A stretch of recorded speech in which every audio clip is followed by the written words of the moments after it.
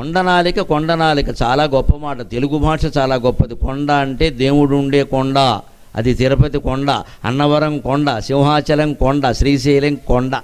కొండకి అర్థం అది. పైగా కొండ అంటే ఆకాశం అని అర్థం ఉంది. కొండ మీద జాబిల్లు అంటారు కదా, ఆకాశం అని అర్థం ఉంది. కొండ నాలుక ఆకాశంలో ఖాళీలో ఉంటుంది, మన గొంతులోనే పైన ఉంది అది.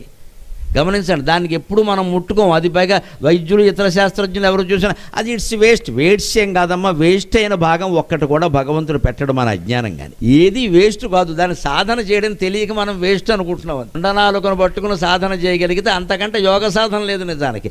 నాలుకని చపాతీ మడిచినట్టు మడిచి లోపలికి గంటి దానికి తాకించే ప్రయత్నం చేయాలి. చేసి చూడండి, లోపలికి వెళ్ళిన కొద్దీ ఆలోచన ఆగిపోతుంది, మనసు ఆగిపోతుంది. మనసు ఆపేయడానికి సాధనం అది. మరీ తీవ్రంగా చేయొద్దు, నెమ్మదిగా చేస్తుంటే పావుగంట అరగంట గంటల తరబడి ఆపేసిన వాళ్ళు ఉన్నారు. కొండ జాతుల ప్రజలు, గిరిజనులు, వాళ్ళకి ఆకలేసినా సరే దప్పికేసినా సరే లంబికా యోగం అని ఇదే చేస్తారు.